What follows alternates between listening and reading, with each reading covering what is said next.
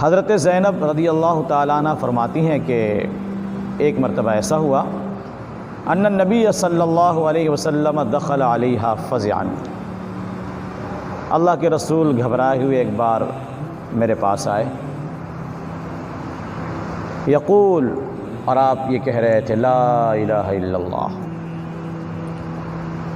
آپ حیرت کی وجہ سے، خوف کی وجہ سے، تعجب جو بھی کہہ لیجیے، آپ لا الہ الا اللہ کہہ رہے تھے، اور آگے آپ نے فرمایا ویل للعرب من شر قد اقترب، عربوں کے لیے ہلاکت و بربادی ہے اس شر اور فتنے کی وجہ سے جو بالکل قریب آ چکا ہے۔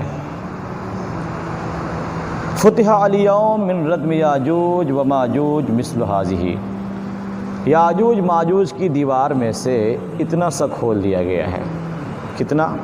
وحلق باصبعیہ الابہام والتی تلیہا، آپ صلی اللہ علیہ وسلم نے حلقہ بنا کر دکھایا اپنی دونوں انگلیوں سے، ایک انگوٹھا ابہام اور وہ جو اس سے متصل انگلی یعنی شہادت کی انگلی، یوں کر کے۔ آگے پھر وہ جملہ ہے، حضرت زینب کہتی ہے میں نے پوچھا یا رسول اللہ کیا نیک لوگوں کے ہوتے ہوئے ہم ہلاک ہو جائیں گے؟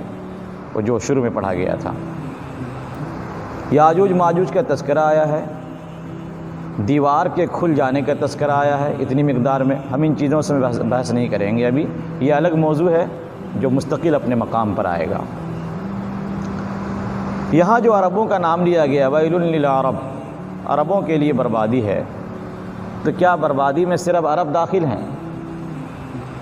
اور ہم ہندوستان، پاکستان، بنگلہ دیش، بر صغیر کے رہنے والے مسلمان، دیگر ممالک کے رہنے والے مسلمان اس میں شامل نہیں ہیں؟ تو اس کے بارے میں ہمارے علماء فرماتے ہیں اس حدیث کی شرح میں کہ بھئی آپ صلی اللہ علیہ وسلم کے زمانے میں چونکہ اسلام ابھی عرب ہی کے اندر تھا، وہاں سے باہر ابھی نکلا نہیں تھا، تو اس لیے آپ نے عرب کا نام لیا ہے، ورنہ حقیقت یہ ہے کہ آپ جس فتنے کی طرف اشارہ کر رہے ہیں یہ عرب ہی نہیں بلکہ جہاں جہاں بھی اہل ایمان موجود ہوں گے اور وہ دین و شریعت کا خیال نہیں کریں گے اور اسلامی نظام کو نافذ کرنے کی کوششیں نہیں کریں گے، تو ایسی صورت میں وہ فتنے سے دوچار ہوں گے اور ہلاکتوں سے دوچار ہوں گے، چاہے وہ عرب ہوں یا عجم، سب اس میں داخل ہیں۔ اب یہاں پر یہ بات سمجھنے کی ہے کہ حضرت ام سلمہ نے یہ سوال کیا کہ کیا نیک لوگوں کے ہوتے ہوئے ہم ہلاک ہو جائیں گے؟ تو آپ نے جواب دیا جی ہاں۔ کیا نیک لوگوں کو بھی ہلاک کر دیا جائے گا؟ یہ سوال اہم ہے۔ برے تو ہلاک ہوں گے ہی، کیا معاشرے کے نیک افراد کو بھی ہلاک کر دیا جائے گا؟ تو دیگر روایات سے معلوم ہوتا ہے کہ ہلاکت آئے گی تو سب پر آئے گی، کوئی نہیں بچے گا۔ قرآن کریم کی ایک آیت بھی ہے وَاتَّقُوا فِتْنَةً لَا تُصِيبَنَّ الَّذِينَ ظَلَمُوا مِنكُمْ خَاصَّةً، اس فتنے سے بچو جو تم میں سے خاص طور پر صرف ظالموں کو ہی نہیں آئے گا، سب پہ آنا ہے وہ فتنہ۔ معاشرے کے نیک لوگ اس ہلاکت میں گرفتار کیوں ہوں گے؟ فتنہ ان پہ کیوں آئے گا؟ اس کی وجہ کیا ہے؟ تو اس کی وجہ یہ ہے کہ بذات خود تو وہ نیک ہوں گے، مگر معاشرے کی اصلاح کی جس انداز میں کوشش کرنی چاہیے، معاشرے کے گنہگار افراد کو جس طرح ہاتھ پکڑ کر سمجھانا چاہیے، یہ کام وہ نہیں کریں گے۔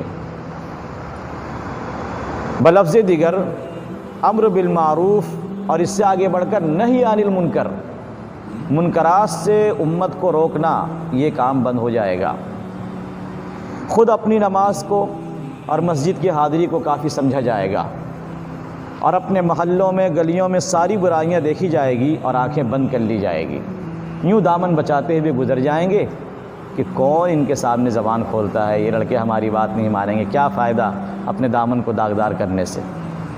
یعنی دین کے راہ میں ملنے والے تانے اس کو اپنے دامن کی داغداری سمجھیں گے، یہ کون ان سے بحث کرے گا۔ تو جب یہ صورتحال بن جائے گی تو اب اللہ کی طرف سے جب وبا آئے گی اور جب ہلاکت آئے گی تو سب اس میں گرفتار ہوں گے۔